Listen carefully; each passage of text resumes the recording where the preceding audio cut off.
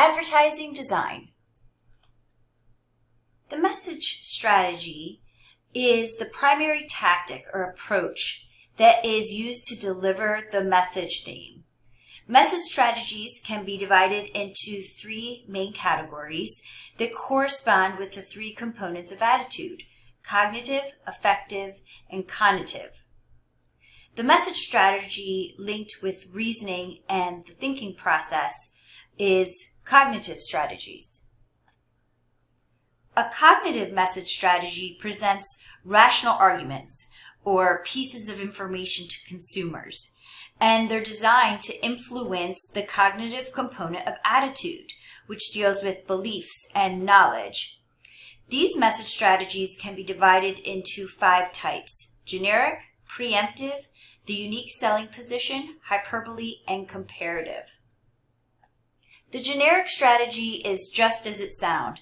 This strategy promotes the brand's attributes or the benefits without making any claims of superiority. A preemptive cognitive strategy makes a claim of superiority based on the product's attributes or benefits, with the intent of preventing the competition from making the same claim. So an example of a preemptive strategy occurs when Crest is featured as a cavity fighter in its advertising. Competitors are not likely to make the same claim.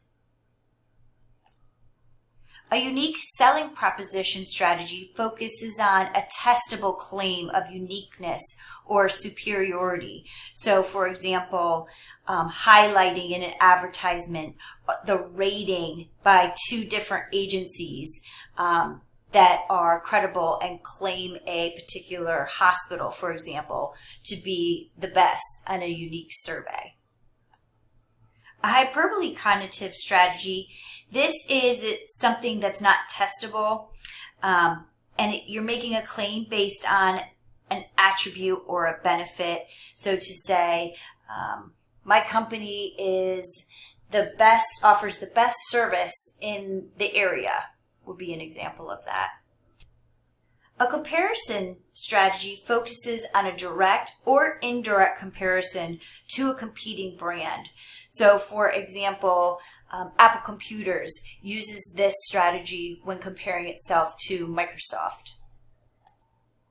Effective message strategies are ones that attempt to enhance the likability of a product and then recall the message and comprehension of it. So there's 2 types of effective message strategies: resonance and emotional. So resonance advertising connects the product with a consumer's experiences from the past. So drawing on a past experience and reminding them of the positive experience that they had. Emotional messages attempt to elicit emotions that will lead to product recall and choice. Many different emotions can be connected with a product. Often advertisers will use music from a particular generation to create an emotional bond with the product. We see the Apple products using this strategy with the music selections that they make. Conative message strategies are designed to lead directly to some type of action or response. The strategy encourages consumers or businesses to act in some way, to do something, like make an inquiry or access a website for more information. So this type of strategy is used to support promotions such as coupons, premiums, sweepstakes, that sort of action-inducing advertisement. Because message strategies correspond to the components of attitude, they can be matched with the different stages of the hierarchy of effects model. So cognitive strategies deal with awareness and knowledge. Affective strategies deal with emotions and the stages of liking, preference, and conviction. And then cognitive strategies, these are the ones that encourage action, and they match the purchase phase of the model. Advertisers have several different types of appeals that they can use, and the type of appeal that is chosen should be based on the creative brief and the objectives of the ad campaign.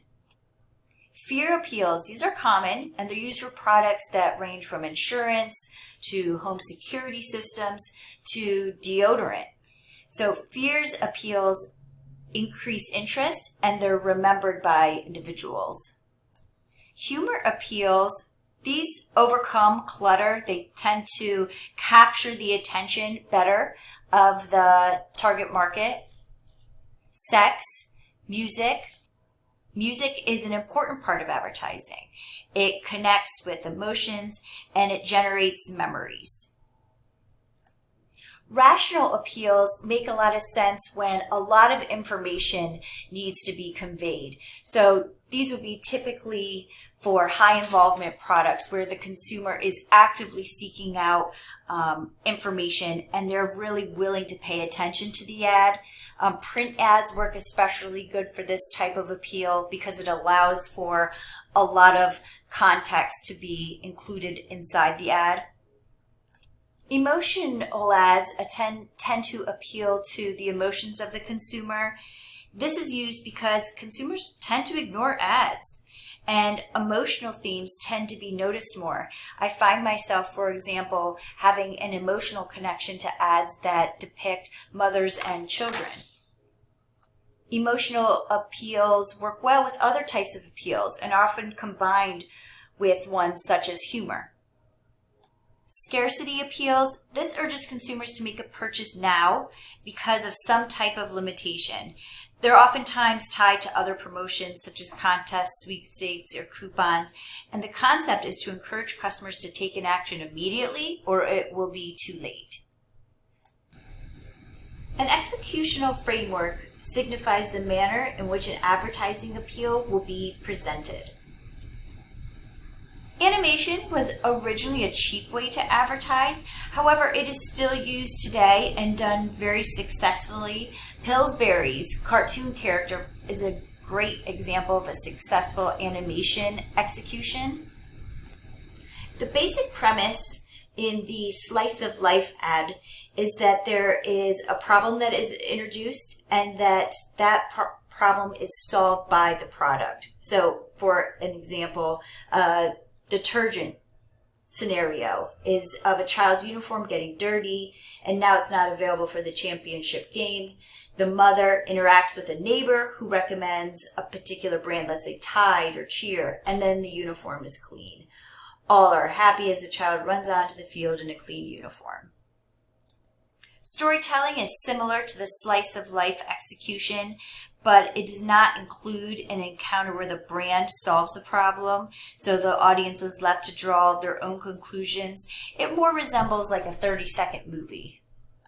Testimonials are used frequently in the business-to-business sector as well as the service sector, but it involves customers giving testimonies of the product or service. Authoritative execution, here advertisers seek to convince consumers of a product's superiority. The most common approach is to use some type of expert authority, such as a doctor, a dentist, a lawyer, electrician. So scientific evidence or even survey evidence can be used to support a claim in this type of execution. A demonstration execution, this shows how the product works. I tend to think of a paper towel showing how absorbent it is as being an example of a demonstration framework. Fantasy executions, this lifts the audience beyond reality to a world of make-believe. Some are meant to be realistic, but most are fantasies that are irrational or would never really happen. The most common theme for fantasy executions are sex, love, and romance. So they work well for perfume and cologne. Clothing and vacation destinations will use this type of executional framework. Informative executions, this presents information to the audience in a very straightforward manner. It's used a lot in radio by DJs. It's less common in television and in print. Selecting the right source and spokesperson for an ad is a critical decision. So there's 4 options: celebrities, the CEO, experts, and then typical persons. The most common type of spokesperson is the celebrity. They can really enhance the brand equity and create emotional bonds with the brand. They're very effective with younger consumers than with older. Athletes are a popular category of spokespersons. CEOs can be used as spokespersons. They work well if they're highly visible and personable. I think of Purdue Chicken and how exposed the CEO of the company was and the credibility that lended to the brand. They can really be a major asset to a company. It works especially well for local companies where consumers in that area know them personally or at least have met them. So an example could be a Ford dealership owner filming an ad where he talks about the deals consumers can get at his dealership. Expert spokespersons should be experts in the field. Then they serve as authoritative figures and can provide expert opinions. And then the last category is typical persons. So they could be paid actors who portray a typical person or everyday ordinary people. In global markets, it's necessary to adapt message strategies, appeals, and execution to cultural differences. And companies need to be careful with translations and language. So we see Apple run comparative ads in the US. They run a similar type of ad in other countries such as Japan.